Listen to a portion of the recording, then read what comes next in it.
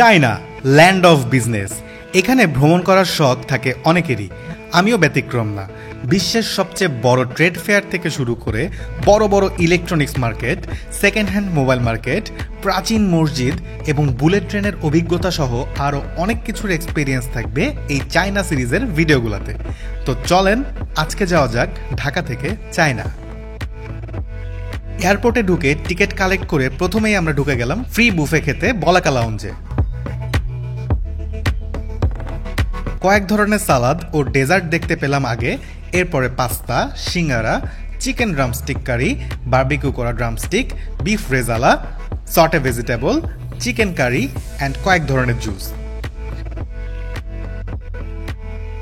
আমি রাইসের সাথে কিছু আইটেমস নিয়ে বসে পড়লাম খেতে। ড্রামস্টিক বেশ মজা ছিল, বিফ রেজালা দিয়ে পোলাওটা খেতে বেশ ভালোই ছিল।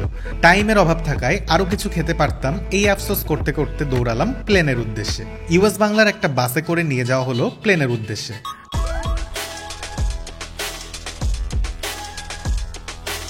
বাস থেকে নেমে অ্যাজ ইউজুয়াল প্লেনের সামনে দাঁড়িয়ে কিছুক্ষণ পোজ দিয়ে ছবি তুলে ফেললাম। সিটে বসে প্লেন ফ্লাই করার 30 মিনিটসের মধ্যেই চলে এলো আবার ডিনার। যেহেতু লাউঞ্জে ফুলফিল খেতে পারি নাই, সো এটাই পেট ভরানোর মোক্ষম chance. Beef and chicken option ছিল, আমি চিকেনটা সিলেক্ট করলাম। চিকেনের সাথে আরেকটা ভেজিটেবল ছিল, আর বিফ নিলে সাথে একটা ডাল থাকতো।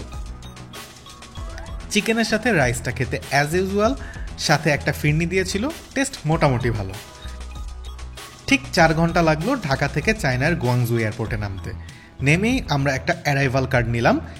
এরপর ফিঙ্গারপ্রিন্ট সেলফ কালেকশন থেকে আঙ্গুল ও পাসপোর্ট স্ক্যান করে একটা ভাউচার নিয়ে সোজা ইমিগ্রেশনের উদ্দেশ্যে রওনা হলাম।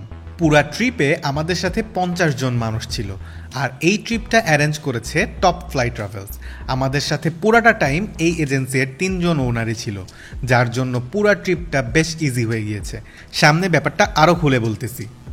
ইমিগ্রেশনের আগে অবশ্য টপ ফ্লাইয়ের মহসিন ভাই আমাদের সবাইকে বেশ ভালো করে বুঝিয়ে দিয়েছিল কি কি বলা লাগবে। ইমিগ্রেশন শেষ করে আমরা রওনা দিলাম হোটেলের উদ্দেশ্যে। এয়ারপোর্টের ঠিক নিচে মেট্রো স্টেশন, কি সুবিধা এখানে।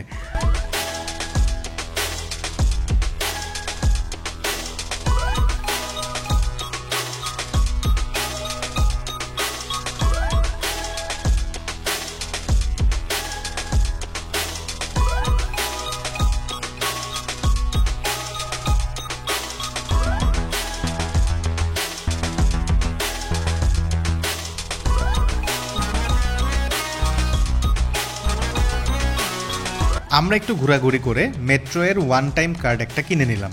এখানে টপ ফ্লাইয়ের মহসিন ভাই হেল্প করলো, অ্যাজ আমাদের কারো কাছেই চাইনিজ কারেন্সি নাই তখনও। সো ভাইয়াই আমাদের সবার কার্ড কিনে দিল। অলসো এই পুরো ট্রিপ প্যাকেজটাতে টপ ফ্লাই ইন্টারনাল সব ট্রাভেল কস্ট ইনক্লুড করে রেখেছে, যেটা বেশ সুবিধাজনক। এরপর আমরা মেট্রোতে উঠে পড়লাম।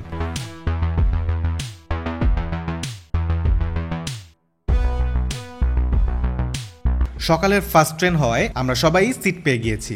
বাংলাদেশের মেট্রোর মতোই ভেতরটা, তবে ওদের মেট্রো নেটওয়ার্ক খুবই বেশি উন্নত। সামনের পর্বগুলাই এটা দেখতে পারবেন। এরপর মেট্রো গেট থেকে বের হয়ে 2-3 মিনিট হেঁটেই চলে গেলাম আমরা হোটেলে। তো মোটামুটি আমরা মেট্রো থেকে 5 মিনিটের মতো হাঁটলাম, তারপরে আমরা আমাদের হোটেলে অলমোস্ট চলে আসছি। ওই যে জেমস জয়েস কফিটেল, যেটা এটাই আমাদের হোটেল। আমরা চলে আসছি। প্রচুর ইলেকট্রিক বাইক আছে এবং রাস্তার পাশে এরকম হচ্ছে বাইক চার্জিং পোর্ট আছে। সো সবাই যে উনি একটু আগে দেখলাম যে বাইক চালা যাচ্ছে, হঠাৎ করে চার্জ শেষ, এরপর এখানে চার্জ দেওয়া শুরু করছে। এইখানে প্রচুর পরিমাণে গাড়ি চলতেছে, বাট সবচেয়ে মজার ব্যাপার হচ্ছে কোনো শব্দ নাই। এত বাস, এত প্রাইভেট কার, এত বাইক চলতেছে, কোনো শব্দ নাই। জিনিসটা আসলেই জোস। ঢাকা হোক বা চায়না হোক, সকালবেলায় অফিস টাইমে জ্যাম পড়বেই। কি কলা খাবা নাকি? চাইনিজ কলা। এবার আসেন একটা আনইউজুয়াল কাহিনী শোনাই। চায়নাতে এসে আপনি হোটেলে উঠে পড়তে পারবেন না, আপনাকে থানায় যেতে হবে। ওরা আপনাকে ভেরিফাই করে অ্যাপ্রুভাল দিলে তবেই আপনি হোটেলে উঠতে পারবেন। হোটেল থেকে অবশ্য এটা সাপোর্ট আপনি পাবেন, ওরা নিজেরাই গাড়ি করে থানায় নিয়ে ভেরিফাই কমপ্লিট করে দেয়। তবে আরেকটা ব্যাপার জানাই আপনাদের, টপ ফ্লাই ট্রাভেলস এই হ্যাসেল থেকে আমাদের রক্ষা করতে চায়না পুলিশকেই হোটেলে এনেছিল ভেরিফাই করতে, যার ফলে আমাদের আর থানায় যাওয়া লাগেনি। অতঃপর আমরা চলে যাই আমাদের হোটেল রুমে। প্রত্যেক রুমে 2 জন করে থাকবো আমরা। বেশ বড় রুম, অত্যাধুনিক সকল সুযোগ সুবিধাই আছে, শুধু বাথরুমে নেই কোনো পানির ব্যবস্থা। বেশিক্ষণ লাগে নাই, চেক ইন করে ফেলছি, রুমটা আসলে দেখে ফেলছি, তারপর আপনাদেরকে দেখানোর জন্য আবার দেখাবো। এই হচ্ছে রুম। আচ্ছা দাঁড়ান, কেটে লাগাইনি। তো এটা হচ্ছে 2 জনের রুম। প্রথমে ঢুকতেই হাতের ডানে পড়বে হচ্ছে সবচেয়ে ভালো একটা জায়গা, সেটা হচ্ছে washroom. But yeah, China is being China.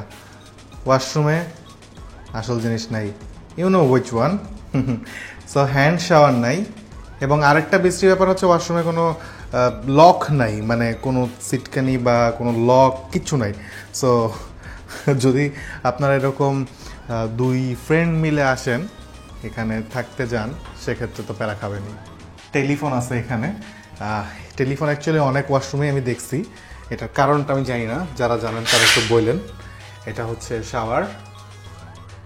শাওয়ারটা বেশ ছোট, আর শাওয়ারের বাইরে হচ্ছে আপনার বেসিন দিয়েছে ওরা, বেসিনের নিচে কিছু টাওয়াল রাখা আছে।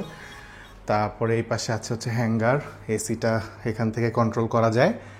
আর এই হচ্ছে রুমের ভিউ। এখানে 2টা বেড আছে 2 জনের জন্য, বেশ সুন্দর ছিমছাম। এবং আমার কাছে সবচেয়ে ভালো লাগছে যে জিনিস, সেটা হচ্ছে এই ভিউটা। হ্যাঁ, বেশ সুন্দর। এখান থেকে হচ্ছে ওদের ক্যাফেটা দেখা যায়, বেশ সুন্দর। একটা টিভি আছে, এসির ভেন্টগুলো ওইখানে। চা কফি দিয়ে দিয়েছে, ওয়াইফাই আছে, কিন্তু অনেক কিছুই চলে না আর কি। এখানে হচ্ছে টুথব্রাশ দেওয়া, চিরুনি আছে, শেভিং কিট আছে, শাওয়ার ক্যাপ আছে। রুমে চেক ইন করে নিচে নেমেই দেখি মহসিন ভাইয়া কোথা থেকে যেন কিছু চাইনিজদের নিয়ে এসেছে, যারা সিম এবং কারেন্সি এক্সচেঞ্জ করে দিচ্ছিল। চাইনিজ সিম এবং পেইড ভিপিএন মিলে টোটাল 100 RMB লাগলো আমাদের, অর্থাৎ বাংলা টাকায় অলমোস্ট 1700 টাকা। পেইড ভিপিএন আপনার এখানে লাগবেই, না হলে আপনি গুগল, ফেসবুক থেকে শুরু করে আরও অনেক কিছুই চালাইতে পারবেন না। ফ্রি ভিপিএন এখানে চলে না। এগুলা করতে করতে বেশ ক্ষুধা লেগে যায় আমাদের। সো আমরা বেরিয়ে পড়ি চায়নার রাস্তায় দিনের প্রথম মিলটা খেতে। আগে থেকে মহসিন ভাই কিছু হালাল রেস্টুরেন্ট খুঁজে রেখেছিলেন, যার জন্য আমাদের আর এক্সট্রা করে খোঁজা লাগে নাই।